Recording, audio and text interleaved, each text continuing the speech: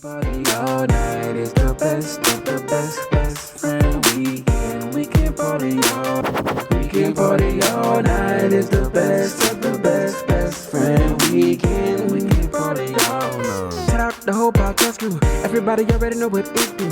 When you really gotta kill it, ain't nobody gonna feel it. When you really gotta tell them it's my crew, it's best friend weekend. We can party all night. We got Rog Smuve and Los, Rumble, Aldo NICE is the uncle. I find in the microwavable society that we in, the social media era, everybody looking to the left and right, that causes people to get lost in sauce and just lost in the shuffle. And really, they don't take a step back, nor just look in the mirror. What I'm getting at is, success, that looks different for everybody. You know what I'm saying? And with that, just brings me to my next point. If we being technical, bruh, success is really the distance traveled. You could have been on some straight bullshit 8-7 years ago. Now you find yourself doing, X, Y, and Z. To the next man, they might be laughing at you still and thinking you're on some nut shit, peanut shit. But nevertheless, the distance traveled in your own personal journey was miles and leaps and bounds greater than you ever thought it could have been. And even if you kind of, miss some of the things on your goal list, if you still traveled a hell of a distance, man, I think you're in the building. And just the next step is just trying to get doctoring into the, that small town hall of fame. I say, whoa, welcome to the Best Friend Weekend Podcast. It's your man, Aldo NICE. It's your boy, Rog Smuve. Wow, it's your boy, Los, a.k.a. C.A.P. I got questions about Rumble's distance travel theory. Okay. I'll just say this.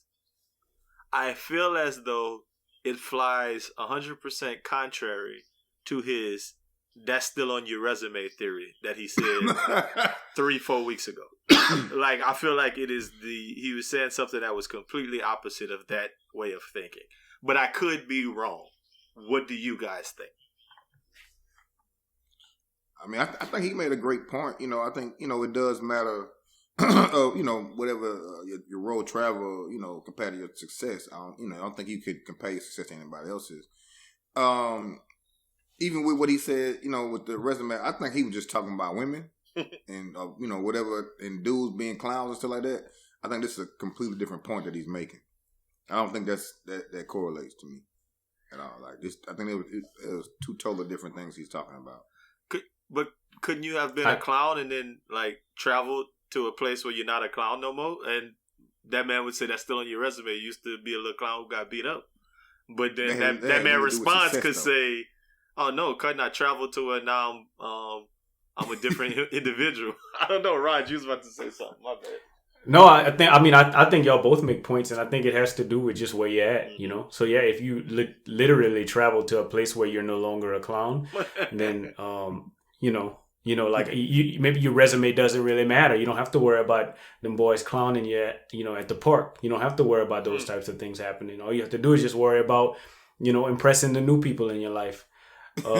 So I think they go hand in hand. I think your distance traveled is a part of your resume unless you do enough or you travel far enough, literally, to not have to worry about said resume. Like James Harden. I got you. What's it like, James? No, I mean that says a bunch. When you were saying that, all I could think about was like if you was growing up in a city and you was trash at hooping, then you moved away from there, and you go to the gym and you just practice and get shots up. That your resume is that you used to be garbage, but in the distance traveled, it really don't matter what them people in your city think about your hooping ability. Like, if all them boys in Little Rock think you can't hoop, but now you live in L.A. and you be hooping at the, at Planet Fitness out there and you're nice. It really don't matter what the boys What's even better for your resume, and I feel like this could almost be like, a pencil part of your resume is if you do go to LA and you develop a shot. Let's say you can't hoop, you can't dribble, you're not good, but then you go to LA and you develop a shot and you come back and I'm gonna hit that corner 3 every time. Like I'm in the park with people I grew up with. Oh nah, we're not gonna pick him. okay, cool, I got last, and they skip me next game. But then the next game I come through and I bust their head from behind. But the thing about basketball, once you pass a certain age, you really don't get better. You might get. I don't think that's true. If you was trash as a youngster, there is a certain. You're gonna be trash. No, there's a certain age, but I think Los, don't oversimplify it. Like that certain age can be like 40 years old. You can still get better until like 40. Like you hear the story about Coop all the time. That's our boy, man. They say Coop was not good in high school, and that boy is one of the best that we play with now. You know that to be true. I think that's relative. He's one of the best for a game and a half. You know what I'm saying? But I don't hold Coop as one of the, like, never seen Coop maybe coming at one time where everybody had that game, that day where they just killing everybody. He's had those, but you know, I don't think he the first pick damn near every time we play ball with ball. You know why? So they can stay on. You know, you're gonna play at least 2 good solid games, a game and a half, and you can get the other buckets. But you know, that's not who I want to play with all the time.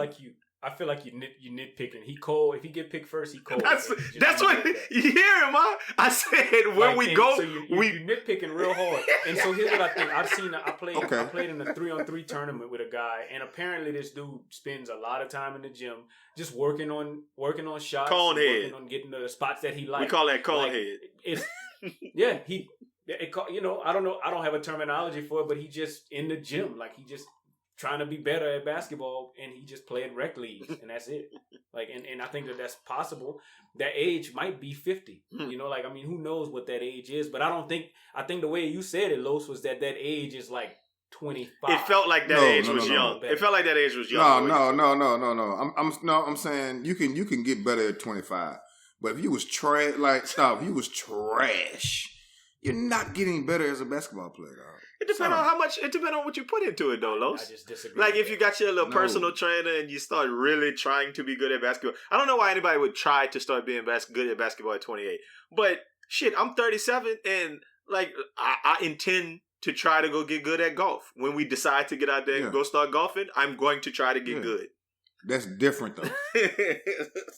Why? Because I never really tried before. I guess it's never ever played golf. Nobody could really say I'm garbage at golf because I never really tried. You could be a specialist. You could be a specialist in basketball. Golf, you got to play a complete game. So I think it's harder to get good at golf than it is to get better at basketball because I could legitimately teach myself how to shoot. Like I can learn how to shoot and watch videos and get training and do those things. In golf, I can't just be a putter. I got good at. You can't just be a short game. I got good at bowling when I was like 32. Like really good at bowling at an older age. Like, we're talking about something that takes real skill. You got to be, run, jump. You talking about defense. Something that take your legs? Yeah, dog. That's different, dog. What take your legs? What y'all talking about? To my basketball is different than golf and bowling. Yeah, fair enough. Completely different. Fair enough. Because once you about 32, 33, you don't get better. But you hear the stuff that I'm trying to get good at, stuff that I can still be good at when I'm 58. Exactly. That's what I'm saying. That's completely different, man.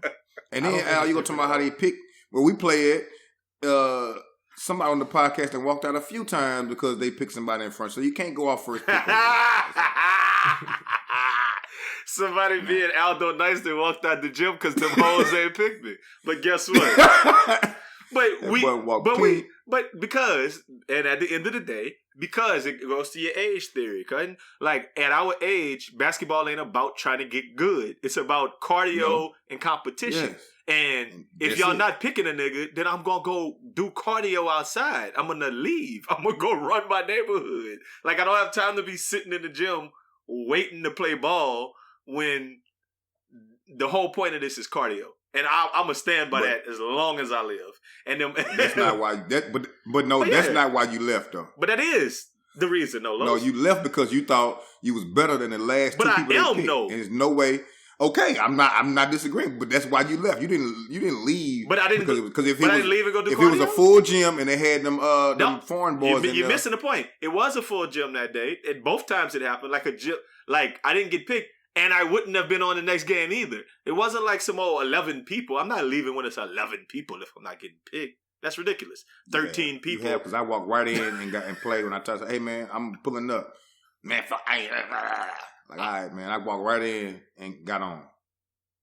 No, I don't think that to be. I don't believe that to be true. But it sounds like it's a likely narrative. But I mean, it's tough that neither one of us will be able to prove our point on that one because that's because they don't keep score and they don't keep a record of the games. Who walked out when they didn't get picked? They don't keep a record of that. But you notice that the last few times I've been picking the teams, right? I know. Have. I don't know if you ever played at a gym like this, but I really enjoy playing 2s and 3s to 12, and that way games go quick. Like with the old schoolers, we played a 15 2s and 3s. You remember when you can't play with the old schools? We was playing a 15 2s and 3s. Oh, really? Yeah. That's the game. And if it's only 10 people there, we played at 25. Yep. That's how it go. It's good. That is a good run. Like that is a good run. Especially when you have a full gym, because I just feel like the norm is always somewhere between 12 and 15 by 1.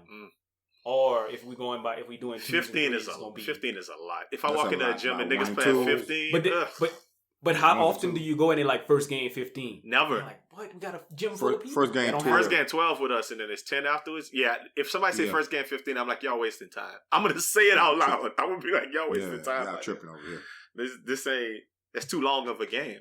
It's just, I mean, because I'm too old. Yeah, that's too. I'm too old to be running, and then we get off, and I have to sit for, It's just, can't do it. It's a bunch. I mean, it's a whole bunch. I know we didn't kind of devolved into rec league basketball talk when we was talking about distance travel. I think it's because I said James Harden, and we started talking about traveling, man. We try to start making comparisons to basketball and shit. Yeah. But I mean, it happens. When I don't get picked, that burns my Boudin. But let me tell you another thing that burns my Boudin this week. The first thing, man, when someone posts, got them with a pair of tennis that they don't intend to wear. They only intend to sell. That burns. Get them, Rog. My Boudin.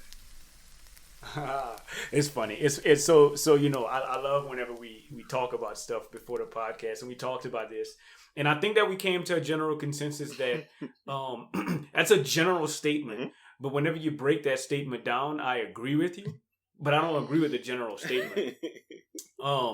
But when you break it down to the fact that Ben & Jerry Chunky Dunky Dunks came out this week for $100, right? Came out this week for $100, and average resale price was at $1,600. That's I'm a post got them, and I'm gonna sell them, and I'm not gonna wear them. I was gonna redirect the order. Like if I would have got them, wherever I decided to post them. Let's say eBay, I would have posted a picture of got them on my eBay page. And sold them to that person and never opened the box or redirected the package straight to him. Yeah, we talked about that. The caveat in this to me was if it's like over $600 resale, like all bets are off. But if I'm buying some shoes, if them Ben & Jerry Dunks that cost $100 was reselling for $180, don't post got them if you're not gonna keep them. Like to me, got them has and it was like this is a big long text conversation that went. With the whole team nice, everybody kind of got involved. The boy Blue Diamond said, he was a big advocate of my way of thinking on it. He said, we come from a culture where boys used to skip school to go get shoes. And a big part of it, they wasn't skipping school to go get shoes to sell them. They were skipping school to go get shoes, to wear them, to say, I got them things. This third period, my mama going to check me in because I want to get them Jordans. And posting got them, just to me feels like I got them shoes. But if you don't ever intend to have them shoes, you shouldn't say got them. Los, what you got to add to that? I definitely agree with that. I feel like if you're not gonna wear them, don't be shining like that, dog. Just go on, sell them. And like you can send me a picture of a CAD. You can post a picture of your money you made from them if that's what you want to do.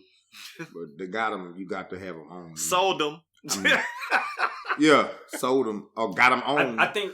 I don't. So this is what Aldo said. Aldo said that got him to him meant like I got him and I'm aware. Yeah. That's so to me. What got him meant is I'm luckier than all of you because if you got him, like you didn't. There's nothing. If so, got him is a Nike thing. Yeah, right? yeah. And let's say Adidas has their own form of it too. There's no way to trick the system through the sneakers app, as far as I know. Yeah. other than logging. This is what we kind of talked about last week, right? With the raffle, and you thought I was talking about raffles. We both like raffles. We're both fans of raffles. Right. Yeah. And essentially this is a raffle. And so when you put got 'em, I just think you just put I won the lottery, like I won something. Like just so if I win, I remember a couple of years ago, I don't know, I was gonna say But if you won the lottery, would you post it? No, of course not. It's not that much way. of a lottery. It's a very small lottery, you know. But I won something on the radio. Called in. I was calling number 9, and they had 3 questions for me, and I won. And I won McDonald's, like some food at McDonald's. And I don't really fool with McDonald's, but I did post that I won the McDonald's coupon. I didn't sell them, but I gave them away. You know what I'm saying? So I just think I think that there is something to say for someone that like wins something. Like you're saying they're just celebrating that they won, basically. Right. And I told you that I just kind of hate the whole idea of like one of us might be sitting around waiting, really, really want them shoes, and 4, 5 of us might not even give a damn or don't want them at all. And everybody who don't even want them, they hop in the raffle too. One of them wins it, and then they like, got them, I'm gonna resell them. When one of your friends sitting there really wanting to buy those shoes to wear them, and you got it, and you're going to just resell them for a whole bunch more, which to me is just kind of like, oh, that's I don't know. It's just, it comes across way. Really, now you don't really feel that I way. I do. I absolutely feel that way. I absolutely, I get you, and I get, friends. I get, go ahead, Lo. She was going to say, tell your friends to get your size. You tell boys to get your size so you can get them from him. Then you really got them. No, I do really feel that way. I feel like I don't, and I know that shoe sizes matter, specifically if they're my same shoe size. That if they hop in the raffle and then my homeboy win and I don't, and he resell them, like, oh no, cuz I'm not gonna let you get them at retail, cuz no, I can resell these for $290. And I'm like, well, bro, you didn't even like. I was gonna just wear them hoes at 180. You wouldn't feel away. I think it depends on how much you need that extra little 90 or extra 100. Well, that's, you know what I'm saying? That's depending on who you, because if I got them, I ain't want them. I was gonna sell them for extra $100 or $150. And I got Al size. I'd be like, just give me what I paid for him. I'm not gonna up him.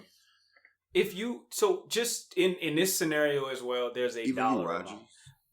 So all I'm saying is, I think that if you could get a $1,500 profit on a pair of shoes, that's different. Like everybody should be trying to get that pair of shoes to make a profit. So that's how I feel. But if it's $80, no, we should. And I'm your friend. Yeah, we should like. You should just maybe buy me lunch or something like that, and I'll sell them to you at what I got them. So you still want still want to get a profit then? I still need to give you what I would have paid for them, and I gotta buy you lunch because you decided to get in a raffle that you didn't even want the fucking shoes. Yes, that shit is fucking. That is lame, dog. That is lame. And you know what I think is lame about it? I think that you're being very hypocritical because I think that you would do the same. I don't. I got. I don't think you would just be like, oh, I got 2 pairs. Okay, I got 2 pairs.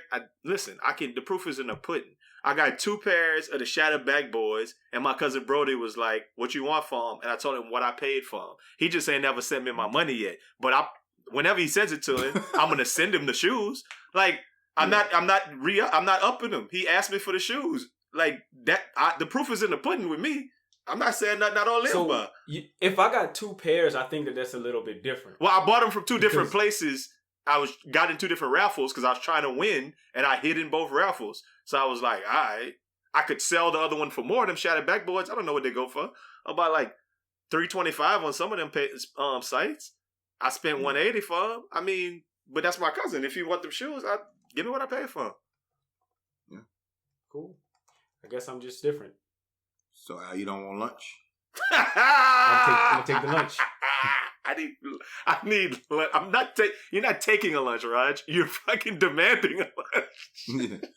I'm not demanding it. I'm not demanding a lunch. What if it's a bottle? Be like, yeah, just give me what I paid for in the bottle. That's all. I feel like that's a bargain. Buy me lunch, and I'm gonna give you these shoes that I could sell for way more. I could make $100 profit on these shoes, but I'm not. I'll sell them. I'll sell them to you for the same thing that I paid. Just look out. Buy me a drink. Buy me lunch. So I don't think that's out of the question. So if we went somewhere and prostitution was legal, and you just went to the store and you was like, oh, I'm gonna buy some dick. I don't want no dick, but I know dick sell for way more on the streets. I can't use it. I don't want no dick, but I'm gonna buy it. That's what it This sounds one like left to me. quickly. This one left. Let's move on. Let's pivot. But the crazy thing is that I do everything, so it's like they're never gonna know that you said that. Another thing that burns my boot this week is when people listen to our podcast, they quote our podcast, but they don't shout out our podcast. I mean, I've seen it so much that people even go as far as to use our material on their post and don't shout out that they got it from Best Friend Weekend. That burns my boot at. Do better, people. Down bad. You've seen this phenomenon. Yes, I have. Down bad. But you know what? I like it because I'm like, okay, we doing our thing, you know. But then to him, like, hey, you know, go on, give me that little writer's credit down at the bottom. You know what I mean? I ain't asking for a whole post. Just give me a little credit. You know, give us a little credit, man. That's it. I'm watching the game daddy at the house with my I don't know, whatever, with my vape daddy, and they like, oh, where you got that from? Los. I just copped them shattered backboard daddies. There you go. Boy, I ain't give a shout out from my homeboy. I had to pay him cost and lunch for these daddies.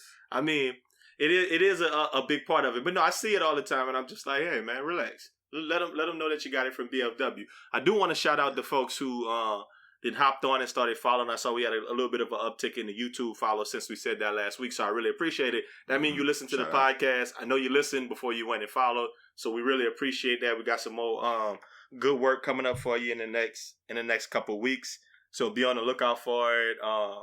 Burning the candle at both ends, the regular podcast, then turning around and giving you a whole nother show that hopefully y'all enjoying, plus the Mint Secure joints, 3 more episodes. So yeah, appreciate you rolling with the brand. You know what I'm saying? It's your neck. BFW all day, every day, man. Look, first big story I want to talk about this week is that what's the quote you always say that what is niggas gonna do, Los? Niggas gonna nig, man. Niggas will and always have nig. Niggas tend to nig, and they have been nigging all coronavirus. They've been lightweight nigging, but Memorial Day weekend brought it out of them, man. Look, in Houston, y'all saw the videos at Clay. Be on the lookout real soon. We got the promoter from Clay that day coming on the BFW to talk about it, defend it, talk about the whole experience. So that's happening real soon. So be on the lookout for that. And we definitely not going to be in the same room as him. Yeah, no. Far away. We might not even be on the same Zoom call. We might have him to record his earlier. He sent it in. I want that 5G to carry it. I don't want the 5G to carry it. Put a filter on it. I got 1G over here. So you saw him at Clay in Houston. In Chicago, 10 people got killed over Memorial Day weekend, the most in 5 years. Baltimore, they had a big crazy street party. Atlanta, they had a party I saw. Yeah. The Lake of Ozarks in Missouri, Daytona Beach, Ocean City, Maryland, Point Pleasant Beach, New Jersey. What we basically feared and predicted for Easter weekend happened on Memorial Day weekend. Everybody's out. Everybody's lit. And I'm saying niggas gonna nig, but people gonna peep because it's not only black people who was involved with this, but I don't know. What are your thoughts, Los? I hear you chiming already. I think niggas go. I don't care what race you are. You can still be nigging. I don't care what race you are. You can still be a nigga. Facts. So I don't care what race you are. But yeah, I mean, I think the sad part about it is, I guess people are so ready to go and do and play and all that. You just can't sit down. It's been like 2, maybe 3 months or something. You just can't sit down for like 3 months and just not go out and be around folk when you got a virus that's out here spreading and people are dying from it. If you just sit down maybe 1 more month, it'll be gone totally. But I think, just impatient and either don't know, don't show, or don't care what go on in the world. Shout out. Ice Cube. But, they just out here like, okay, no, I don't care. We gonna pause. I don't care about no corona. We gonna do that. I was like, oh, you got to relax, man, and sit down. And then the thing about it, I only saw one little part where a dude was using hand sanitizer. Nobody was out there dabbing people up. Ain't nobody, come on, they sharing who. It was just a lot going on for me. So I ain't surprised at the end of the day. I'm not surprised at all. I think that the same people who were out partying would have been out partying in March, in April, in the beginning of May. These people, the people who we saw in these videos, are people who were really going to get out anyway. I just think that it's a population of people who never cared from Jump Street. Now, I could be wrong about it, but that's the vibe I get, that y'all probably didn't really care that much anyway. So this is just, like, this is the time somebody let y'all out. They opened some shit up, so y'all went in it. But they're the people who, right before when they shut it down, when they started shutting down, we was like, okay, we ain't going nowhere. Only thing open, grocery stores and a couple clubs stayed open. They was still last in the Sunday. Club. Still out there. They were still out there until they tell, hey man, y'all got to get out. Until it was closed. Yeah, those people. I mean, out there, yeah. There's probably a direct correlation with them and the people who don't wear a mask in different places. Because I didn't see a single mask in any of them spots. I didn't see social distancing. But I think the biggest, I mean, and I'm going to say it now. Now, by the time we have this podcast and we talk to the homeboy, maybe he'll give us spread a different light on it. But I think the biggest responsibility falls upon the people who are managing and running the club that day. Like, aren't they supposed to be at 25% capacity? Ain't they supposed to have social distancing norms, rules still in effect? Yeah. If you're not doing any of that, like, I feel like that's your responsibility. And in Atlanta, I heard they was shutting down a bunch of spots. They was going in there and just shutting them down. But Houston, they didn't shut that boy down. But that thing made national news. So yeah, it was crazy in there too. Because the funny part, usually if everything was open, we probably would have been in there.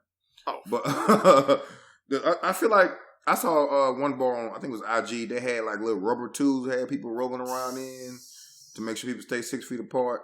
I mean, I just think not only does the club, but people, we have a moral responsibility to be safe during these times, because you're not only affecting yourself, you're affecting your children. You got children, you're affecting them, because if they can't reopen school, that's going to be almost 6-7 months your child hadn't learned anything in the traditional sense. You know what I mean? Especially, if your child, stay in the hood or go to certain districts or whatever.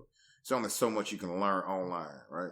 So you're affecting other people's job. If you have a job that got shut down, you're affecting that money. Like, you're affecting so much other stuff just to go party. I think that's one thing they're missing and not thinking about, man. Yeah, when I see that, I think people are going to die. I think somebody's going to die because of that party. And I don't think it's going to be one person. I think multiple people are going to get sick. Because somebody had coronavirus in there. That's like, the way the stats work, somebody in there is a carrier for coronavirus in each one of those parties. Yeah. And you're around them, hanging out, breathing the same air, coughing. Rapping out loud, Rapping out loud. Yeah. They said that's why sporting events have been like no fans. Because that's a petri dish. Mm-hmm. They say that the people standing in the stands and they're yelling and they're whatever, it's that. It's the idea that they're out there yelling in unison, that's what spreads it. So yeah, you know what I'm saying? Shit. I remember times like this, and I was just about to say, Meek Mill probably kicked it off. That Meek Mill, that's when it started to spread. I wish they could show, like, how they show stuff and show how it starts spreading. I wish they can, like, have a picture of that club and show the DJ saying something and then his little stuff spread and it gets to one person and the whole club be, people then just start turning red. You can see the corona just spread throughout the room. That would be funny. Well, that would make everything easier because we would know to stay away from them red bones. Why you red? Why you red? Why you red, bro? Don't lie to me. You was at that Clay, now wasn't you? I love how old people like Khloe, C.A.P, whatever it's called. Yeah. Khloe. Yeah. First thing my mama called me, was you at that? I said, Mama, no. Oh, okay. My mama asked me the same. There? My mama sent me a screenshot talking about that look like you on here. Do you know anybody there? I said, yeah, I know a few people there. You stay away from them. For some months. We need a list. We need a general list that we could ask everybody if they'd been at that thing, so that we could figure out who not to deal with, man. Oh, I know 6 off top. That's when it became a thing to me when I started seeing people I know.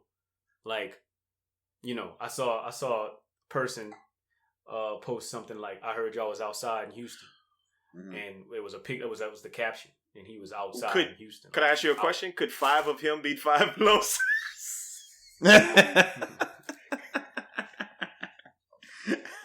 No, that's exactly the person he's talking about. Jesus, that's exactly the person we asked the question about. Oh, that made me think about that, like, as a real thing. Who's to say that everybody who was in, like, let's just say Clay and Houston was Houstonians? Or was it a whole bunch of people coming from little cities outside, like from Lafayette and coming from Shreveport and coming from that's the hot spot. Huntsville and you know what I mean? Like, who's to say it wasn't just people coming from Beaumont? Like, oh, y'all got something open in Houston? Of course it was. Not. Of course it was. You think so? Because plenty of people have free time. Yeah. It's not like, oh damn it, I wasn't able to take this weekend off. No, like a lot of those people are drawing unemployment, so they don't have I don't have nothing to do this weekend. I was gonna be literally sitting in my house playing Madden this weekend. Oh shit, I might as well go to Houston because they outside the corona, and that's what I heard. And take it back take it back to their hometowns, huh? That's how Mardi Gras started the whole jump off. I mean, it's an interesting state of affairs, man. We're gonna see and track to see if this makes things worse, which we inevitably think it will. I mean, I think it's time to be cool for the next week or two, see how things kind of progress, and then see how outside. I'm kind of. I was gonna go get a haircut too. I was like June 1st. Go give me a cut, and I gotta push that back to the 15th or something because this. Them boys had to go get clean for Clay. Them boys weren't going anywhere without no haircut. You're right. They was in that barbershop first. Yeah. And if they didn't went to the barbershop once, they're not about to go back to that fro. They back on the schedule. So they back there this week. Yeah. You ain't wrong when you're right, Los. You're not wrong. I gotta push it back a couple more weeks, man. Kind of sad about it. We could have been bought clippers and been practicing, man. What you talking about, man? Nah, I'm cool. No, I did that already. I'm trying to off them clippers now. I'm not good at it. He gonna sell them for cost and lunch. You stupid. Hey man, let's talk about the next president of the United States. Maybe I'm gonna play his sound bite right quick. It's a long way until November. We got more questions. You got more questions, but I tell you, if you have a problem figuring out whether you're for me or Trump, then you ain't black. It don't have nothing to do with Trump. It has to do with the fact I want something for my community. I would love to see. Take a look at my record, man. I extended the voting rights 25 years. If you consider voting for Trump. Can you say stuff like that? Raj, what's your thoughts on his statement? No. I mean, just no. It's one of those like cringing things where it's like stop, and then you say it with like a smile on your face, like kind of like to like I'm with y'all. Like I don't need that from you. Like if it was like a serious 60 minutes interview and maybe he said something like that, and he was like kind of dead serious. Then I would have, I don't know, maybe I would have taken it a little bit better. But whenever I saw it, I'm just like, come on, bro. Like that's not for you to say. Hold on, who said that? Joe Biden. He got to stop it, dog. Like he trolling, man. Joe Biden troll. He trolling, bro. I don't know what's funny. I think it's hilarious that you didn't know that this existed. I didn't hear that. There's a lot more going on in the street, and that happened before a lot of things was going on. That happened on last Thursday or Friday. He was interviewing Charlamagne was interviewing him, and the way he said you ain't black if you're gonna vote for Trump. The thing it felt like he saw Charlamagne as like Vlad TV or something, like this young black hip hop show or something, where he didn't take Charlamagne seriously in his like interviewing skills or whatever, journalism. Yeah, sure. And I think that's why, like, even if, like you said, if it was on a 60 Minutes interview and he said it with some like really meant it, he would have said it like, guys, you aren't truly a member of black society if you think that Trump has done something for you and you would consider voting for him. Like, so he would have said it different. But like, you ain't black if you're like, he was trying to be hip because he old. Cool. Like it was a whole bunch wrong with it that I'm finna go watch the hell out of that soon. Yeah, it was like, don't do it. Why do it?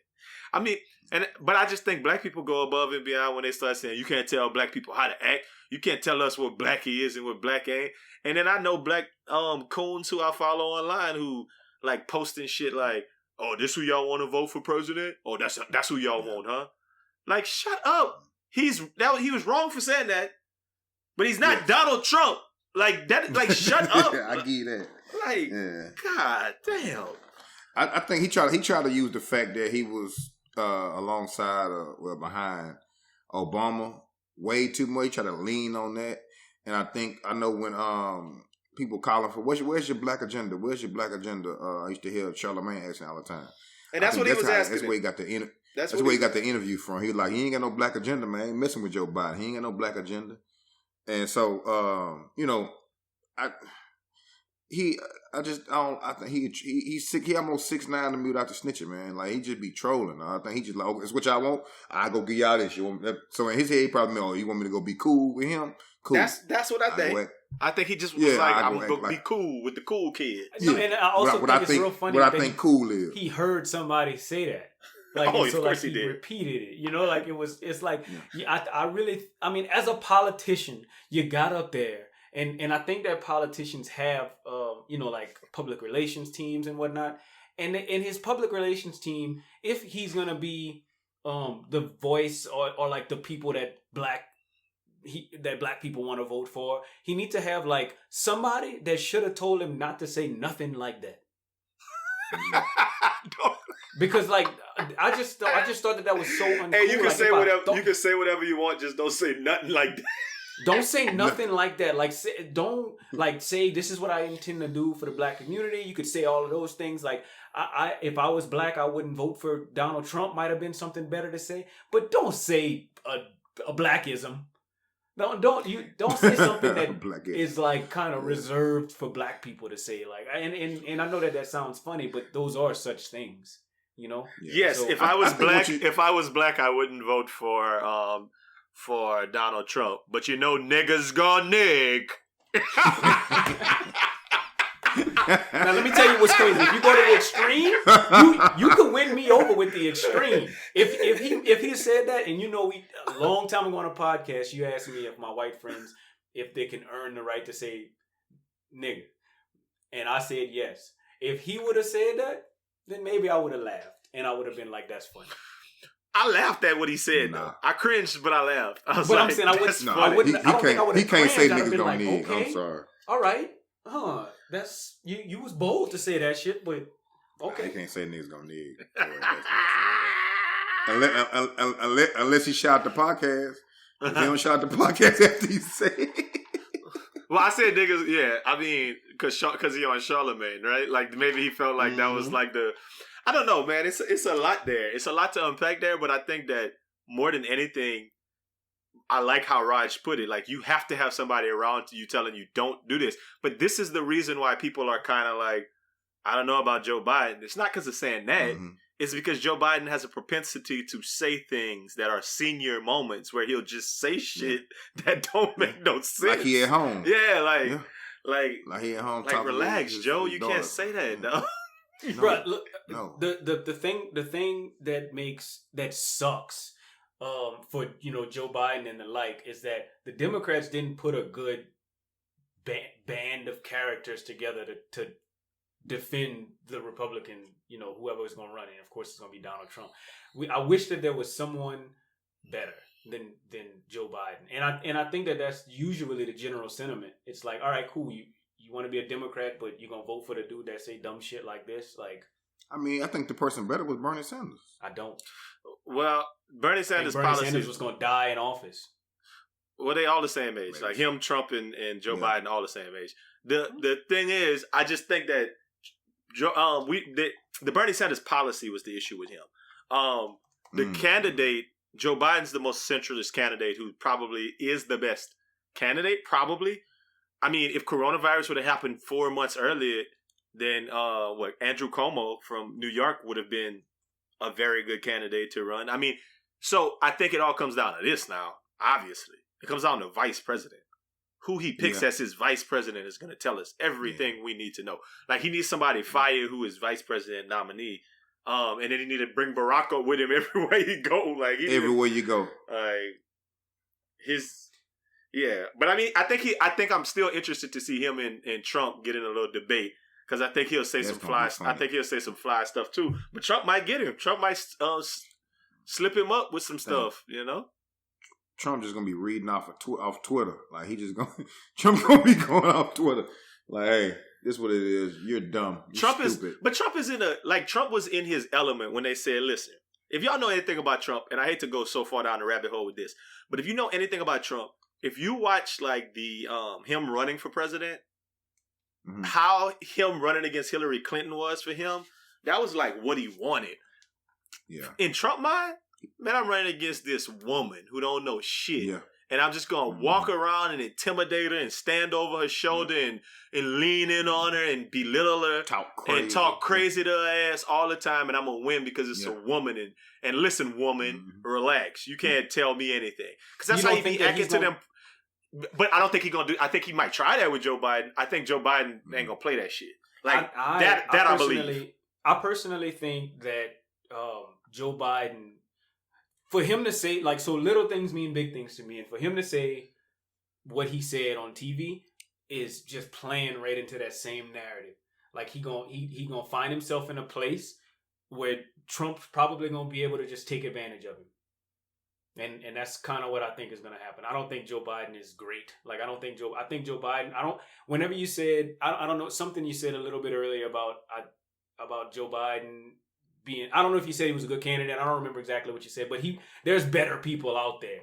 They just the little group that they gave the Democrats, it's not a good group. There was better. So I think Buttigieg is a better person.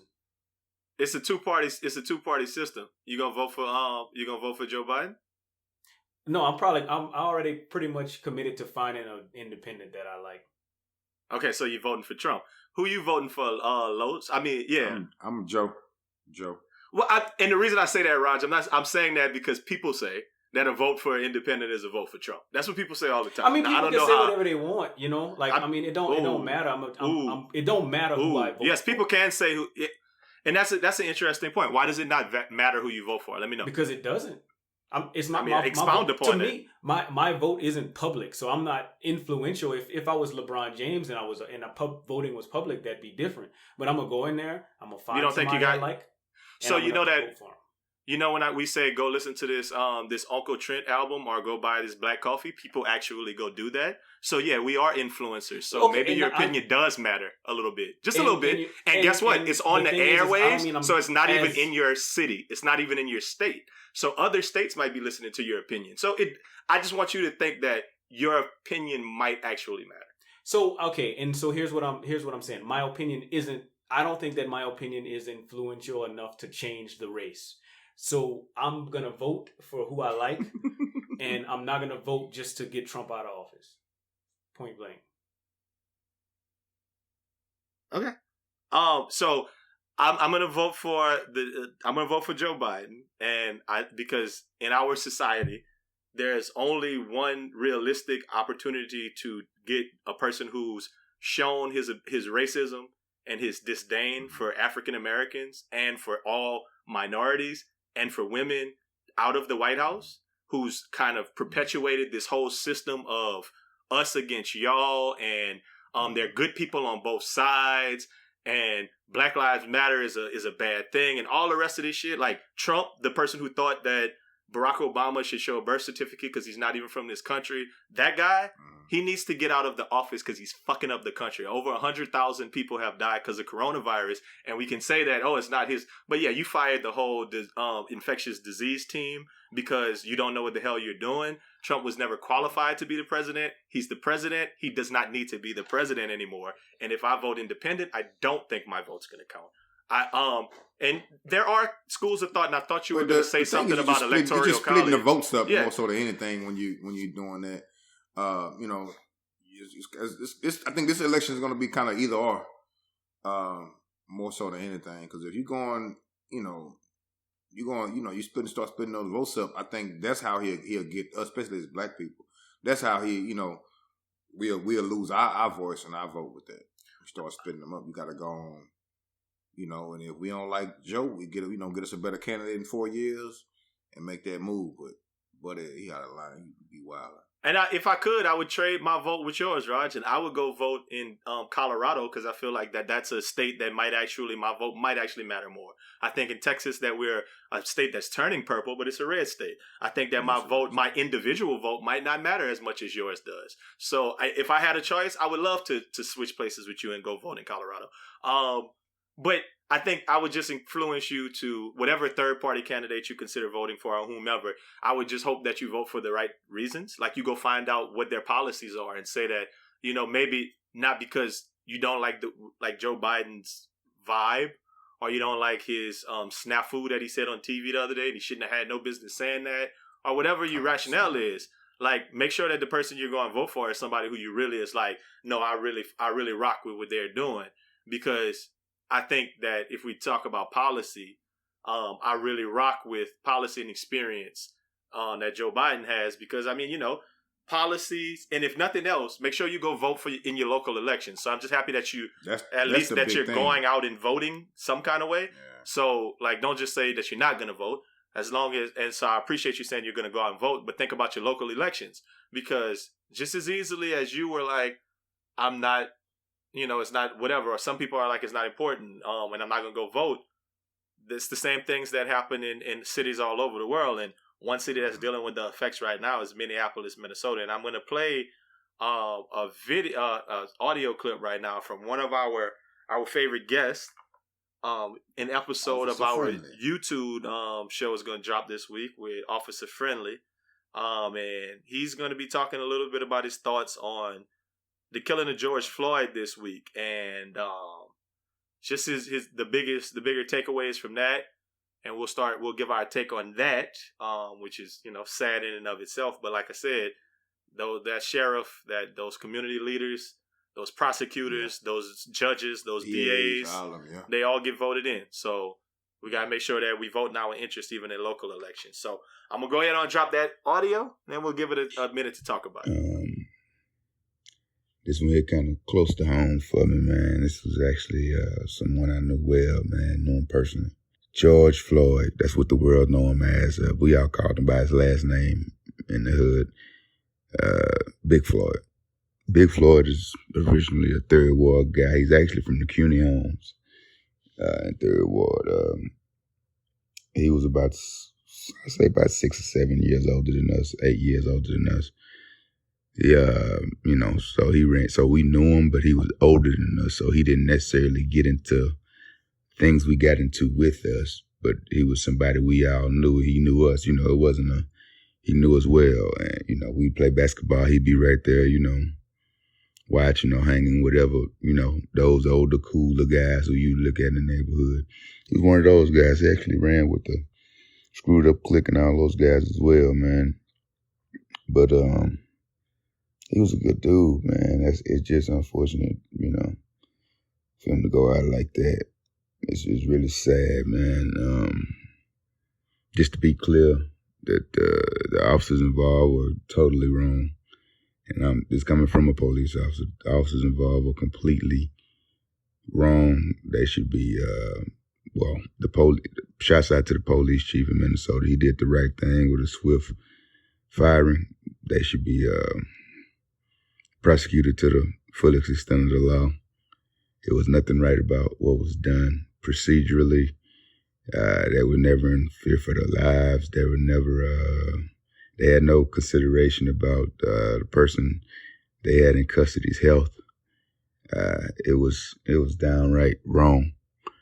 Even if I'm on the scene and I see my buddy on somebody's neck like that, I'm going to correct them right then and there. You know, hey, move your knee down or something. I'm not going to let you, you know, continue to torture someone like that, you know, especially if we already got him in custody. That's just ridiculous. But the police chief did the right thing, so hopefully the DA in that area do the right thing as well. But back to Floyd, man, he was a good dude, man. A little bit more about him. He played football at Yates when he was there. I think he graduated in 92 or 93. I think it was 93. Yeah, because he went to that state championship game with him. He played in the state championship game. He was a stellar tight end. Of course, he got into the streets at a young age when he was a lot younger. You know what I mean? He did, we not trying to paint pictures of innocence, you know what I mean? He was a great guy. But the thing is about Floyd is he realized what path he was on and said he wanted to change his life around. That's why he moved to Minnesota for opportunity and a fresh start. And to go out there and get killed for nothing after trying to make a fresh start. Well, he had already made a fresh start and moved and was, and to get killed like that was just crazy to me. It reminds me of that Nipsey Hussle verse when he says, how you died 30-something after banging all these years, he, had a part of his time when he was in the streets, but he gave all that up because he knew, like, hey, I'm too old for this now, man. I want to live righteously, live right, 9 to 5, and that's what he was able to achieve by making that move to Minnesota just to get cut down for nothing, man. For nothing. So yeah, man, from a police officer's point of view, those police officers are a piece of shit. You know what I mean? That's from a police officer's point of view.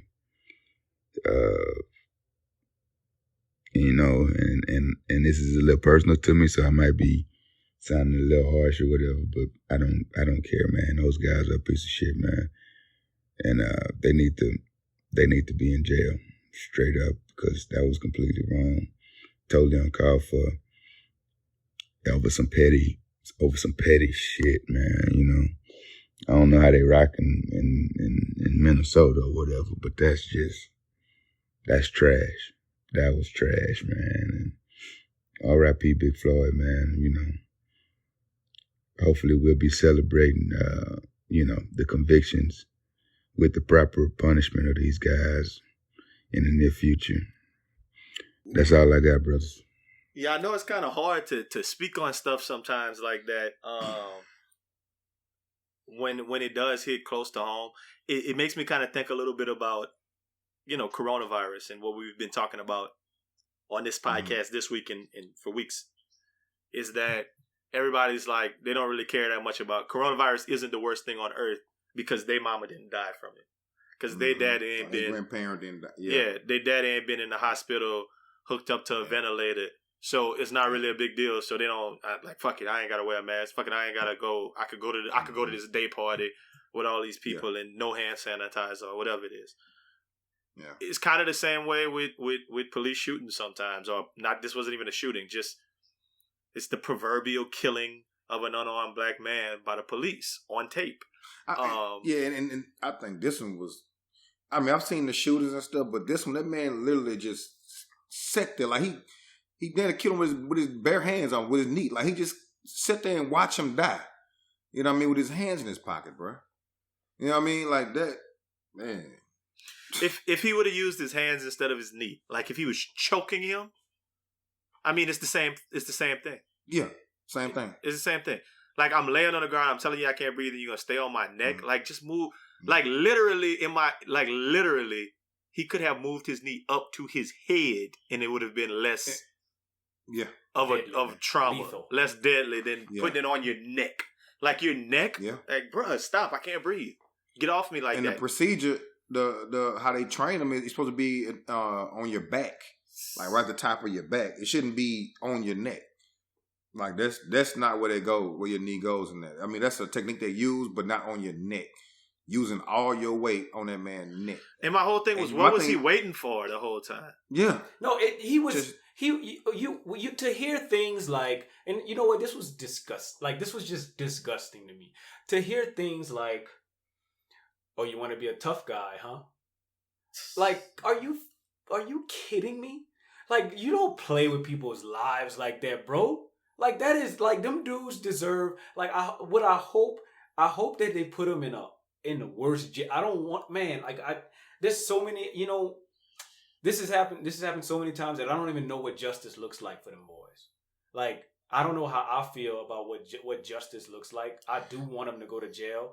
But yeah, I mean, a part of me does wish that the death penalty was alive and well in Minneapolis, so that them boys could, you know, like, yeah, nah, like, you're a debt to society. Yeah. And it would just, for me, I guess, the thing is, people around, like, what do you do? You know what I mean? And the truth of this matter is, you know what I'm saying? The truth of this matter, that could have been any one of us on that ground, dog. Yeah. That they called the police on us and said we was doing something. And if we was doing it or if we not, especially if I didn't do nothing, I'm going to probably be more pissed. So I might say something slick or, you know what I mean? But, you know, they're getting milked on my neck. Any one of us on that ground. Yeah. And me, and I'm walking, like, what do you do? So the thing is, somebody was like, I saw in the comments, like, oh, instead of the video and all y'all social justice warriors should have ran over there and kicked the cop. I'm like, no, they would have killed you. Yeah. They would have killed anybody who came over there. More than one dead black man. Yeah. Like, you heard the guy say, well, you shouldn't do drugs then. What? That little Asian dude was driving the shit out of me. Like, bro, standing there. Why aren't you helping? Why are you standing there trying to be confrontational with the people behind the camera? You know why he wasn't? Because he was just as much of a piece of shit. And I just sent it to you in the group text before the podcast started, that this dude already done been into some, you know, some excessive use of reprimands force. And shit. Yeah. Right? Like, he didn't already been a part of that. He shot shits. 3 people. And that's what sucks. Yeah. Like, it sucks that, like, you had 2 cops that was with the shits on their own accord, not with the shits in our respect, but in their own accord, they on each other's team no matter what, and that's not cool. And my thing is, I just think that police need to hold each other accountable. Like, there got to be some sort of checks and balances to this, and where this dude is squirming on the ground, talking about he can't breathe and he's handcuffed, and there's other cops around and he's unarmed, and what more do you want? You wanted him to die. Like, I mean, that's all that I can say. You wanted this man to die because you stayed on his neck for 7 minutes. That's not cool. Yeah. When he stopped moving, one part, that shit. That's what you did. Yeah.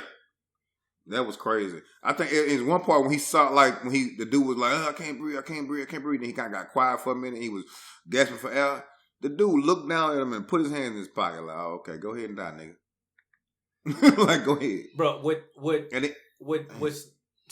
hurt my feelings so much is screaming out for your mama. You know what I'm saying? Like, that's, I feel like that's when you're about to go. Like, so, man, my life isn't someone else's will. And you scream out for your mama? Cool, man, come on, bro. Come on, man. Yeah, you're a different type of cat if you can do that. You're not a policeman. You're a human. Like, do better. You got a murderer in my eyes, bro. The mayor, Mayor Frey in Minneapolis, like, he had a news conference today and said, why is he not in? Why they not in jail? Like, they was like, the mayor was like, if I'd have did it, I'd be in jail. If you would have did it, you'd be in jail. Why are they not in jail? I get that they lost their job, but they need to be arrested right now for killing them. And then other people, like even with the other shooting of Ahmaud Arbery, they're like, oh man, this other dude was just videoing it. Why he getting charged too? Well, it's the same thing that what police would do. Oh, y'all was all robbing the bank. I don't care if only one of y'all shot the gun. Y'all all getting arrested. Absolutely. It's the same thing. Y'all all was together, gang of motherfuckers, gang of wimps over here, like, killing this unarmed dude, like, just killing him on camera. And in my head, I'm kind of like, if people weren't recording it, would they have let him up a little bit earlier? Because did they feel like, cause people was recording it, they had to prove a point? And be like, y'all not gonna tell us what to do. Was that part of it, or would they have done it anyway, and we would have never had no kind of record of what actually happened? Because in the police report, they didn't say that they was kneeling on his neck. That never was in the police report. Like, I honestly think it would have been the same thing, and maybe even worse. Because then they could say, "Oh, he was fighting us, and I had to shoot him." You know what I mean? I think it's a lot worse. And I think some part of it is, okay, well, y'all filming not gonna make me change. That's ego. Mm-hmm. You know what I mean? Cause I know for a fact. I don't care what he can say. You could feel that man starting to stop moving, his breathing being labored under your knee. Yeah, you could feel that, dog. You right there. You know what I mean? You can You feel can feel somebody's that man body was- being limp, like they passed out. He know he's just passed It's out. starting to go. You can, you can feel him starting to go. You know what I mean? and Just, if you just get off of him. If you get off of him as ain't- soon as he pass out, he's gonna start breathing again, probably. Yes. You know what's crazy about what just man to know that this person. I have enough. I feel like there's enough evidence out there for me personally to know that Big Floyd was a good person, because the first place that I heard about this from, and honestly I was a little late. The first place that I heard about this from was from Steven Jackson, and I'm like, well, did Big Floyd play in that league or something? And then I see like, and this person knows him, and this person knows him, and all kinds of people know him, and then when we get to off, like the final, I guess, thread in the shirt is Officer Friendly. Oh yeah, Officer Friendly knew him. Like, bro, this dude was, and everybody had nothing but good things to say about him. Enough to the point where I believe that he was a good person, that he was no threat. Like he was, and the video proves it as well. Like that there was no reason, that this was disgusting, man. Like this was evil. Like that was evil. Yeah, I mean the video, you know, whatever you did prior has nothing to do with what you did during that stop. I agree. You know, than what you did prior. The video shows that man was not a threat like that. He wasn't, you know, and he was bigger than both of them. So if he really wanted to, he could have made it a problem. You know what I'm saying? Because, you know, he could have made it an issue, but he didn't. You know what I mean? He was talking or whatever, but he didn't just to throw him on the ground and just suffocate that man like that. It's like slowly too. Yeah, and like Al said, what were we waiting for? Why wasn't he down at the station? Like on the way at least. What were we waiting for? The dude kept saying, "Hey man, put him in the car. Just put him in the car, man. Just get off the nigga, put him in the car." You know, we ain't tripping about you arresting him for whatever, detaining him, whatever you were doing. But don't you just can't sit on somebody. That part, I don't understand why he not in the back of a squad car. Yeah. If y'all think he did some stuff, put him in the back. Like oh, they throw you up on the wall, they put you in handcuffs, and they put you in the back of the car. Why is there throw you against the wall, put you in handcuffs, then throw you on the ground and kneel on your neck for 10 minutes? Like what? Come on, man. What, like, and I'm not gonna lie. The video was a little confusing to me because they took him out of the car and brought him past the police car, across the street to another police car, and then of course there's multiple police cars that show up. Why did they pass up so many police cars to get to the one that was way across the street? What was that? I have no clue, man. I don't understand. I don't know if they were trying to show him to somebody, because I think it's for forgery or something. Yeah, a bad check's what I've been hearing. I don't know if they're trying to show him to the people inside. I don't know. But you know, we'll find out more. But I guess my real question is, you know, they've been rioting and everything. What's the answer? Like for me, I think we've exhausted hashtags. You know what I mean? We've exhausted all those things. I saw the damn pictures today, Los, on somebody's social media, and it had all of the faces. And I'm sitting there pointing them out. I'm like, oh, look, Tamir Rice, Alton Sterling, Mike Brown, Trayvon Martin, Philando Castile. Oh, look over there. Like, and I'm like literally running through all the names and know who everybody is. But I'm like, oh shit, there's no Ahmaud Arbery on there. And I'm looking hard. You know what I'm saying? There's no George Floyd on there, because this shit is infinite. It's ... at the end. It's plus. It's BLM plus. You know what I mean? Because plus the next shit they're gonna do to us. Like that is. And people like I heard somebody, you know, they keep on saying, well, they've killed more white people than black people, not unarmed, not for no reason. You ain't put it. You just looking at numbers, not for no reason. They just put a man out the car and just sit on his neck for absolutely no reason. Nah. And they ain't doing it. And it's so ugly. I've been seeing, you know, and everybody got their thing to say, and I think that there's some people out there that have had some beautiful things to say about, you know, how they gonna, you know, teach their children how to talk to the cops and all of those things. And I love seeing it all. I love how it is bringing us together as a black community. I just think that I wish it would bring all of us together. But to see that I think it's time to go ahead. To see that he got, and I just sent this to y'all too, that he got the same lawyer as the cop that shot Philando Castile, and Mm-hmm. the same representation. And it's just like, you know what? That motherfucker needs to go to jail too. For defending these people. Like, or whatever justice that just gets brought upon this person. The fact that you're the person that people go to get off. You're the cop protector. Like, no, that's not cool. And he gonna raise a whole bunch of money, and a whole part of society is gonna come out and be like defending him and saying why he was able to do what he did. And then division gets sown in our country. Yeah. And like I heard somebody post about this the other day. It was like, who's your candidate for president? It was like, is your candidate for president talking about this as being a tragedy? And if they're not, then you need to assess who you're voting for. And I was like, but on some levels, it's just, what are we going to like I know Los, I heard a whole bunch of people with these solutions talking about it's time for us to arm up. It's time for us to do this. It's time for us to do that. I'm saying, what does that do? More people going to die? Because you know what? All the cops you're going to be shooting that are trying to kill, or, whatever, some of them going to be black. Them boys got to go to work too. You know what I mean? Like, if you going cop hunting, that's not the solution. I read somebody on Twitter talking about this. I say, but it's black cops too, man. Yeah. I mean, Officer Friendly, that ain't the solution. If something happened to Officer Friendly, I'd be broke up. That's my dog. Yeah. You know what I mean? Like, that's a good dude. I don't want to happen to that boy. That's a good dude who talk about, you know what I mean? I mean, it's close to home. I have bountiful of family members that are cops. Mm-hmm. Yeah. And so it's not whatever, but the thing I like about Officer Friendly more than most is that he's not afraid to speak on that shit. And exactly. And what we talked about, and hopefully you guys have an opportunity to watch the YouTube interview we did with him. Mm-hmm. He talked a lot about how you have to learn how to de-escalate before you learn how to escalate. Like, you have to train people how to have a conversation with George Floyd before you put them in handcuffs and kneeling on his neck. Because there's a way to have that conversation where it never ends up with him on the ground at all.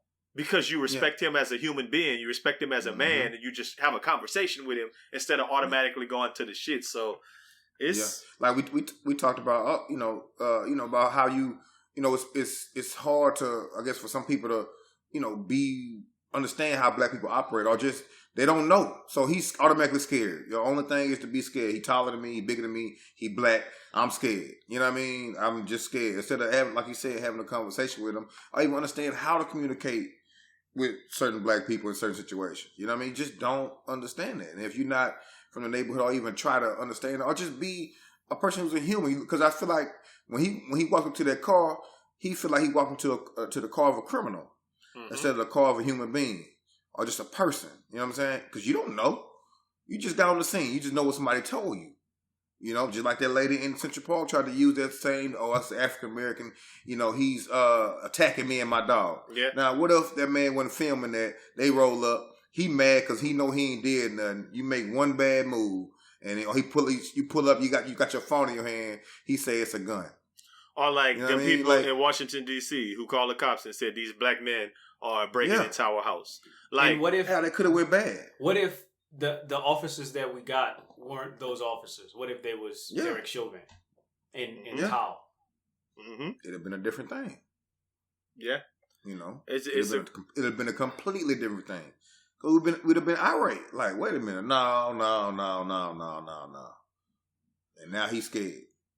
So it's a lot of different ways to spin this, but it's just a sad state of affairs, and I hate that we have to keep coming back to it. Officer Friendly said 2018 was like a bunch of shootings. It's like a lot of shit went down. 2016, he said it was a lot of shootings. He was like 2019, it kind of balled down. It's kind of kicking back up in 2020.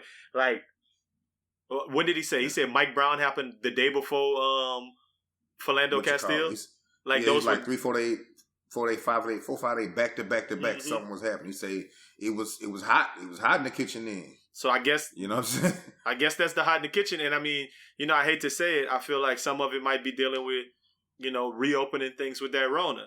That people just kind of like got a lot of pent up energy and gonna do stuff and just out here in these streets.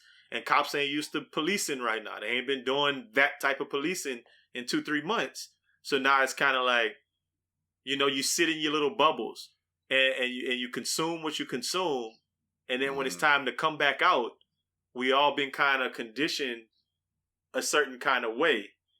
And that's a perfect segue to cue up that music for Nothin NICE to say. You know, they say if you can't say anything nice, don't say anything at all. If you can't say something nice, don't say nothing at all. Nothing nice to say, but Aldo NICE. Ain't nothing nice. You hear me? So we said we not going back to work. You know what I'm saying? We talked about not going outside, but I think you guys think we were just talking that talk. I honestly don't feel like I want to go back into that office anytime soon. After how everyone's been acting and rushing to get things back to normal, I feel that the more cases of coronavirus are inevitable.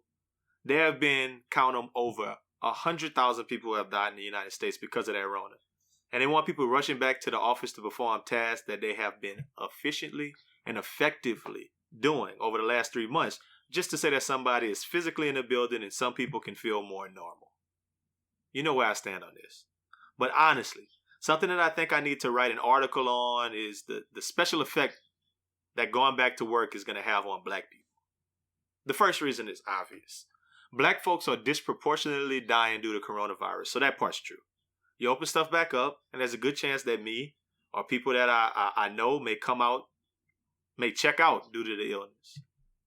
The other part that's a little more subtle, but equally as true, is that we've gotten accustomed to being around people that aren't white people. Listen, bro, I went to HBCU. I went there 4 years, and my contact with white folks was minimal for a long time. But I still had to go to class and see some of the professors and such, and maybe see some people in the streets. So I had to deal with white people a little bit. You know how much of a culture shock it was the first time I got a job after college, and I had to acclimate to how they move? Like, it took me months, really, to get back to that. So as far as Rona season, I don't even have to leave my house. So I haven't had to deal with white folks except for Zoom and office emails. Think about it. They're out here killing unarmed black folks at an alarming rate.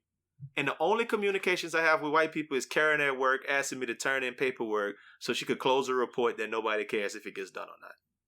They never have any clue what's going on in black America, and even more so now. So I'm in no rush to go pretend to laugh at their jokes and friendly Bob when real shit is happening in the world and they can't see past walking their dogs or listening to Trump on Fox News. I got a whole bunch more to say on the subject, but I know our target audience feels me 1,000% right now. And I ain't got nothing nice to say about integrating Karen and Kyle back into my daily life. So I won't say nothing at all. Hey, you saw Kyle at the gym? No, man, what Kyle was doing at the gym? Man, Kyle's at the gym. They had whatever apartments they have. 3 black guys have, youngsters too, they have a business and they have, they rent office space there. So, they have a little private gym and they in there working out because they rent office space there. I think they might stay there too. But they definitely pay rent there. And, they in there working out. You got to have secure. Got to have a little key thing to get in.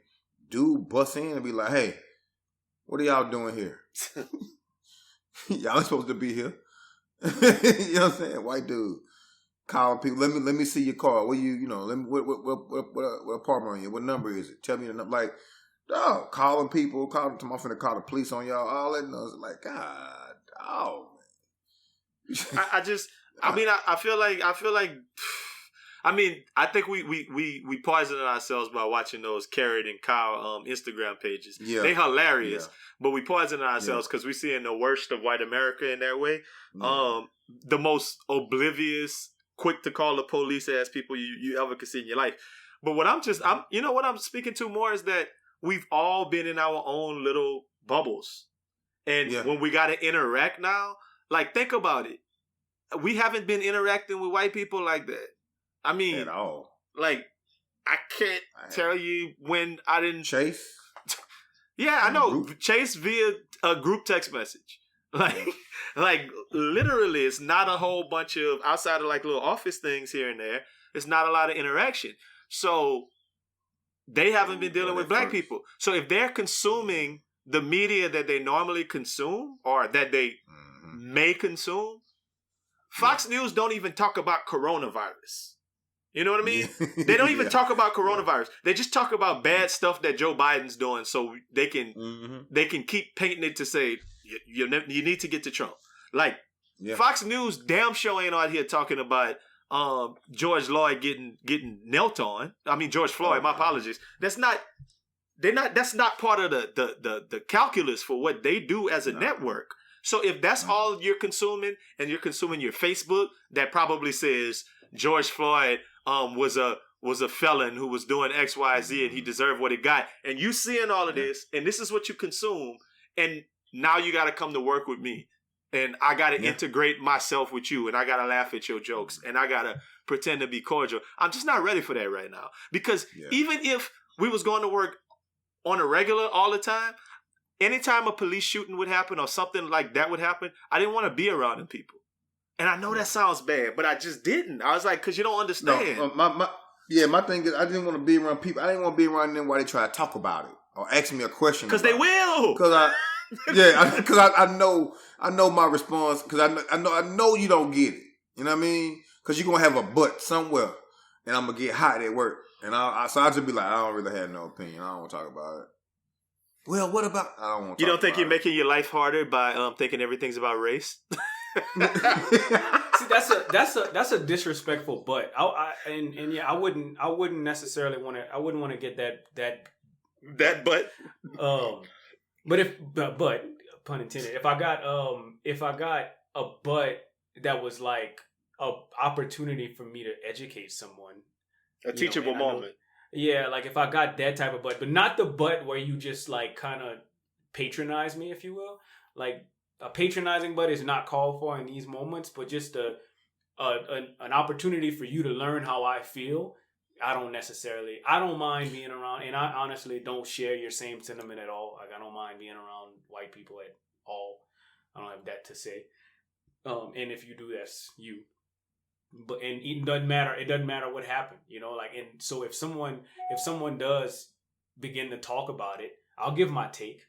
But I don't want to. I have never gotten that type of butt response. Like that's not something that I would get at work. I think for me, it's just the point to the fact that you're not even trying to understand. You know what I'm saying? You're trying to be a little asshole, or you already have an opinion about that person. You keep going about, well, he did this and well, he shouldn't have did this. I don't want. No, I can't do it at work. Can't do it at work. Nah. Yeah, I don't like being being condescended as well. If that's what it is, then I don't want to have any part of it as well. So we all live different lives, and I mean, I think it's a like you, Raj, deal and are in close proximity with people who aren't black people more often than we are. It's just a fact, and I mean, you've become comfortable and accustomed to that as an everyday thing, and if I had white friends that I hung out with all the time, I guess I would feel a certain way. But I'm not speaking to white allies. But I think that goes without saying. That my white allies know who they are. My white allies are my and your and everybody else's white allies who post something or say something when they see something like the George Floyd situation, or outwardly are outraged just as much as we are. So that goes without saying that we're not talking about them. And the white folks shit can sound like a overarching theme, but in that Nothin Nice to Say, I was being very pointed when I said people who can't see past walking their dogs or listening to Trump on Fox News. I'm talking to a specific group of individuals who I see at work. Now, sometimes I do have white allies like at work too. You know, some Mexicans the same way. Absolutely, some Mexicans are the same way. The Asians obviously as well because them too. You know. Yes. So there's a lot of things. So yeah, I get your point. And if it sounds like I'm making a blanket statement that all white folks are bad, I don't mean it like that. No, I just mean that there are obviously situations and times when I'm around people who don't get it. And I don't even know what's worse. The people who don't get it at all and don't want to get it, or the people who just don't care enough and just like, you know what, I'm just going to keep living my little white privileged life. And I just don't even, it doesn't affect me. So whatever. And you know, Los, I think what you said for me just spoke a lot when you was like, oh yeah, they got Mexicans like that too. And so you did use for me, and we can talk through this, you did use the word white, and it did to me sound very blanket. And I know you always have you always write your Nothin Nice to Say on purpose, you know, like, so I know why you did it, and I get what you're saying, but I know that we have white allies, But I mean, what about the white allies that don't know that we speaking to them? I just think that there are people out there. I think that there is an audience out there of white allies that may not have taken that statement or the statements that you said as not for them. Okay, like, so I'm happy that you asked about it, because then I was able to clarify it a little bit. But I do have a question for you. Do you feel like you're caping for white folks right now? No. Why would I feel that way? Why would you even ask me that? Because I feel like you're caping for white folks. But why though? Like why can't I have this conversation? Like what is it? Why would you come at me like that? No, I mean, I do. I feel like, honestly, I feel like the term caping is coming to their defense. And I think that you are coming to the defense of white America in this thing. Like, you have, like, I feel like on some level, you feel like you need to be the voice to speak reason for why we're not speaking disparagingly about white America. Well, but Los didn't feel like he needed to do that. You obviously did, because you did. But what I'm saying is I'm making a point on a side, but I'm not caping, or I'm not coming to the trying defense? to be white. I'm not coming. Oh, to I didn't the say defense. no. I did not say you were trying to be white. I never said that. Well, I just so said that's the thing. I didn't say that at all. I didn't say that at all. You didn't say coming to the defense? I just said coming to the defense. I didn't say. I didn't say trying to be or any of that. None of that. So I do. I personally think, and if you can call it whatever you want to call it, but I do think that making blanket statements is ignorant. Like, and I'm not saying that you made a blanket statement, but if that's what you're saying about me, then I think that that's ignorant, because I'm not coming to the defense of white people that walk their dogs and listen and watch Fox News. I'm coming to the defense of just using a statement that I don't want to be around white people is ignorant. Okay, so I don't feel like that's an ignorant statement. We can agree to disagree on that.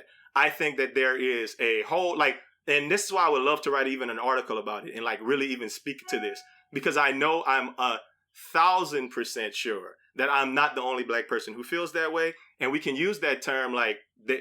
Like, this is a term that black people use in-house that Joe Biden can't say out loud, but that black people say. We say, if you're not black, you're white.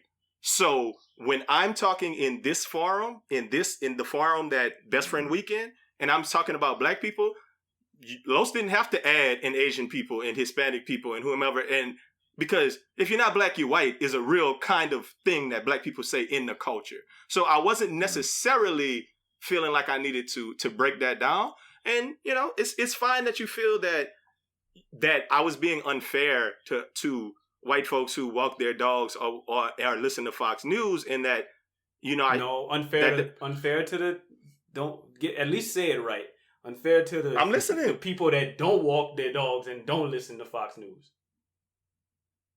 And this is why your opinion is valuable, and this is why your response allowed me to articulate that about our white allies. So if you want to, like, I know you don't listen to the podcast, but if you did, and you would go back and listen to the last 15 minutes, because I don't think you're going to be able to have an appreciation for 10 minutes ago that I responded and said, and had this whole part where I talked about our allies and how I'm not talking to them specifically, and like that. And that I am happy that you gave me the opportunity to make that clarification. So you add value to the podcast by checking me on that. But me asking you if you felt like you had to defend, and I use the term cape, I'm not walking that back. I just think I'm asking you why you felt that way, and you're saying you didn't feel that way, like you didn't feel like you needed to do that. That's just, you were trying to clarify the difference between every white folk and people who don't care about what's going on in the community.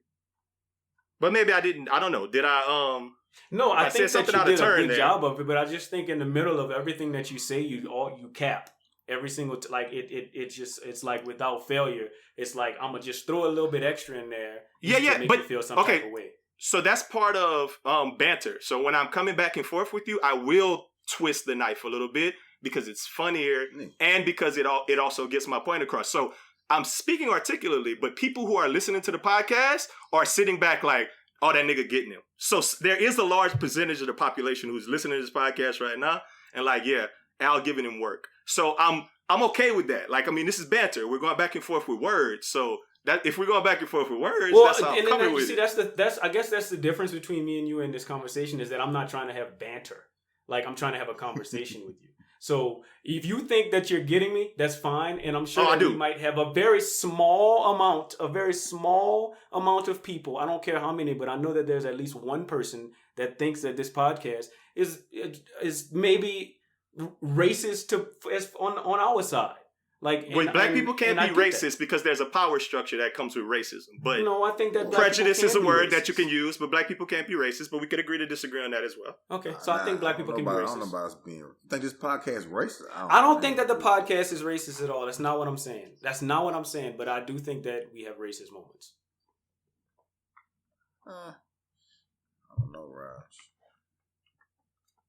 It's the truth. I think the majority of the time we're speaking like that, it'd be the truth and stuff we've gone through and what happened. I don't think that's racist. It's the truth. You know, it's just how I feel. Me and Al got into a conversation about this, about saying things about or blanket statements about white people, and I think that he did a very good job of clarifying himself. And maybe I wasn't listening hard enough. But I do think I'm about to say, when I was listening to it, I knew he wasn't talking to the people. Like, I know the white person I know through y'all wouldn't feel any kind of way about what he said because he know anybody talking to him because he know what side he on. I think making statements to me like this is something that we say in the black community could be something that could be said on the podcast because maybe not everybody is like quote unquote in the black community. So that's all I'm saying is that it could be misguided. And like I said, at a point, you helped to get me to getting those parts out. Because if someone is not, if they're not listening to it with that kind of ear, your response allowed me to get there. So on some levels, yeah, I appreciate that. But my question was not a question. It has some bite to it, but the question is a real question. Like Los didn't stop me and say, Al, why do you feel like you had to say that about white? I know. So my question is, why? So there it is. I don't have to like that question is, it's went. I've asked it, so we don't have to ask that question again. Y'all are different people, and they're exactly. Another very different person is Moose Daniels. So I want to hear about Urban Flowsaurus. Now's as good a time as any to check out the good folks at Urban Flowsaurus. The big homie Moose Daniels has been supplying a steady stream of independent, underground, and exclusive R&B, hip-hop, and beyond across your airwaves. Pretty much any day of the week, you can catch Mr. Hydrate or Intoxicate on Facebook Live under Urban Flowsaurus, spinning something extra soulful or jazzy that'll either take you back to a certain time in your life or make you wonder why you never heard that track before. Go to his Linktree at Linktree/Urban Flowsaurus to find the links for the radio shows, podcasts, and live performances from Moose Harris, and be sure to follow him at Moose_Harris on Instagram and Twitter. Man, listen, there's so many ways to consume music these days, and Urban Flowsaurus produces content in every which way imaginable. So check him out. Moose Harris of Urban Flowsaurus, a different voice with a show like you've never heard before. Daniel. That's all I got for. That's what you got. You need to work on your Moose. Yeah, I don't have a jingle because I gotta go look at his IG. I don't have a jingle for you yet, Moose. I'm gonna come up with one though. Just give me another week, bro. I got you. Hey man, they had some entertainment news we was gonna talk about. So I'm just gonna quick fire these things because we, like Lo said, we did get late, and I don't want to be editing for 4 hours tomorrow. So let's try to 6 hours. Yeah, wrap some of these things up. First thing, Quavo got his high school degree. Hey, I commend that though. I commend that hand clap. I commend that because good thing about it, he really don't got to get that. Like he really don't. Like he probably can afford the school, but I think what it does is it show kids that okay, that boy came. This is really important. That's the important because first thing. Oh, well, Quavo ain't get all. Since you don't have no high school, I think that's important. I commend him for that. That's a great example to set as a young black male. I think I commend him for that. He got more. They got a lot more sense as they get older. They got a lot more sense than I originally thought they had. Yeah, athletes a lot of times go back to school to get their degrees. Rappers not so much. So that's pretty cool that Quavo doing. I'm all about that. Khloe Kardashian and Ayesha Curry are like competing on who's gonna do the Gucci Man challenge because they both look like brand new people. That's a little bit They definitely do. I don't think Ayesha looks that hot. I think she's too slim. No, you got to get the angles and if it's a filter on it or not. What you think? But I just don't think she's she's not like ooh, she's not one. But you're like, okay, I see you, girl. I thought she was too slim from the angles I saw. That's what I was saying. Oh, okay. Hey, I mean, she married to somebody, so you like well, she still don't get no DMs though. She be looking for them DMs. She still ain't getting no DMs. It's you, sis. I'm sorry. Another story, man. I got two more. Another story, man. Listen, Jennifer Hudson. What did we say? A photographer is suing her for $175,000 in damages because he took a picture of her wearing some stilettos on December 21st, and then she reposted a picture of her on her own Instagram page, and he's suing her $175,000 for damages. We just talked about that, and that Burned His Boudin.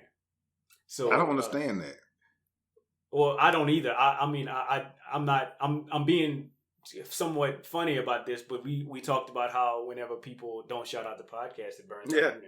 For real, nobody shouted out. She didn't shoot. She clipped out the watermark. She should have either put the watermark in there. She could have put the little camera emoji, the little camera added him or something. Mm-hmm. Right, tagged him in the bottom left corner. Just give me something. Ooh. I don't even know if that's what he required. But I also, on the flip side of that, can see the other side of it and thinking, man, that's a picture of me. Like, are you kidding me? I own the rights to me. Yeah. I think what she should have done is what you just said, right? She should have put awesome picture by @so-and-so and get that man some followers or something. Maybe. You think he'll get some money though? But anything, just give him some press. Give him my. No, I'm saying. Do you think him suing her is he going to win? Oh, I don't know I don't know the rules. I don't know how that works either. Maybe Los. Maybe that's really a thing. I think we live in a new age, man. You know, like we've been in this age for a little while. Posting a picture of yourself, somebody else too. Wow. Yeah, it could happen. You could sue somebody for anything. Christ. What if she just let him take some more pictures? Naked. Yes. I don't think Jennifer Hudson gonna be bad naked. But did she get surgery? Never mind. She got a whole new body like Ayesha did. Oh, she went and made her one? I don't think if she didn't make her one, I don't know how everything gonna be sitting up and stuff, you know? It's still gonna be dropping down. It don't matter, man. I don't like the idea. If somebody took a fire picture of me and put it somewhere, and I put it on my Instagram, and they sued me, I'd be drove. I'd be drove too. Absolutely, I'd be drove. I'd be drove. That is my profile pic. If I got sued for posting a picture of me, I'd be drove. And if somebody posted my picture, if I take a picture of LeBron and he posted and he don't give me no shout out, I'm gonna be pissed off. But if I'm LeBron and Rog Smuve take a picture of me, you know, I'm gonna be pissed off either way. And Rog Smuve sue me, I'm gonna be drove. He'll sue him if Rog Smuve's job is a photographer. Yeah, that becomes more of like along those lines. That's how you eat, huh? Like that boy had a house picked out already for if LeBron was on the podcast and he said something, like if I recorded him saying something and we put it on the podcast and we was talking back and forth and that man reposted it and didn't say, "Oh, I was talking to Al," then yeah, I would feel away. Yeah, that would be even more like closely aligned because it's what we do. You know? Yeah, I'm just letting you know to go back on it. If I take a picture of LeBron James and he posts it and he don't give me no, from a social media law standpoint, from how I feel about how the internet works, I'm gonna be mad that he didn't give me no love because it's a picture of I'm a regular person. I took a picture of LeBron James. I need some love on that one. Well, LeBron posted that picture. LeBron posted that picture in the All-Star game with him against Giannis for that last bucket. Like at the top of the key when they was playing for the win, and Cardi B, he did not take that picture, and he didn't put under it like, who took the picture? They should have sued his ass. You know, there's also, but like I don't know if y'all noticed, but like after a football game or after a basketball game, like players can go and find pictures. That's why they all got dope pictures of themselves because there's NFL licensed pictures where they belong to the NFL entity. So maybe you're saying that maybe that picture do belong to the NBA? Maybe that picture is an NBA picture. Getty Images or something like that, you know? Possibly. Dang, so just put it in your little folder. At the Drew League. This is why they all got fire pictures, because they upload them all and they tag you in them. So like you can click on your name and you got a game's worth of pictures in a folder waiting for you to post. Getty Images. Nah, that's all. No, I had another question. Say I click on your name, Rog, and see a photo of you doing something dumb, and I want to post it for your birthday. Like getting ran over. I mean, I think that's a whole different thing. That's what if you're not on the roster no more? If this dude would have posted, they probably go and delete him out. Yeah, if this dude would have posted, I don't think they do. But if dude would have posted a picture of Jennifer Hudson, that'd have been like Jennifer Hudson suing this dude for posting a picture of him. I don't think that's a real thing. Or is it? If it was an unbecoming picture or something she didn't want out, and she told him not to. Maybe, yeah. That's like when they had Britney Spears with her legs open getting out that limo. She sued TMZ for that picture. Yeah. Did she win? I don't remember, but I don't remember. But I remember she sued because it was like they showed her with her little lips out, couldn't? Yeah, so, but I think TMZ sold the Pornhub and Pornhub fought it. You're stupid. That's all I got. I want y'all to go to Twitter and go look at giving Carlton his flowers. That is hilarious. They're talking about how Carlton was the realest nigga on Fresh Prince and ain't nobody ever gave him his flowers, so we need to give him his flowers while he's still living. He never snitched when he overdosed on them pills. They asked Uncle Phil where he got the pills. He said he didn't know, even though Will gave them to him. When Will got shot, Carlton went and get the fucking gat for them boys. Sure did. When him and Will needed that loot, he started stripping to get the bag. Yeah. He knocked off an old married lady to break his virginity. All kind of shit they got on this thing of Carlton being a solid ass dude. He's still not really than Will though. He's second. Hey man, they say Carlton was all about making money, man. Not taking disrespect and quick to grab a burner to protect his family. He popped mollies, had the dance moves, and fell in love with a black queen, man. His whole Carlton Banks discourse as a whole needs to be uprooted and re-examined, man. That's what we saying right now. Ain't was with the shits. Okay. I think he's with the shit because he didn't know better. You know what I'm saying? He ain't from the hood. He think, ain't nothing gonna happen. He don't need. I think the overall arching theme is that just Carlton had it in him. It wasn't. He had it in him. Like he was real, and I feel that. Like this is news to me. This is news to me, and you could say he didn't know better and all of those things, but I just think that they were just innate. I think when you come from good stock, I think Uncle Phil was a real nigga from the hood. Yeah, he was. And and Viv was real too. That's what I mean. All right, Raj. You know what I mean? Aunt Viv and Uncle Phil just got out the hood. Like, Aunt Vi stayed in the hood and had Will, so that's why Will was still with that hood shit. But Carlton come from hood stock. So even if they got him in that Beverly Hills shit, he was getting raised right at home. That's all I'm saying. That makes sense. Carlton was in him. When you say your daddy was a nigga, and you're like, okay, that makes sense because it's in him. In reality, say that nigga and anybody would get it. In reality, if Fresh Prince was a real thing, Uncle Phil would have had some more shit with him. Like in real life, he would have had some. Like he would have been doing something. Uncle Phil would have had niggas over there on Wednesday nights playing cards, or you'd have been smoking weed. He would have been doing something. Uncle Phil would be doing some shit, getting drunk all the time. Something. Uncle Phil come would out the back room with a white nose. Something. You know what I'm saying?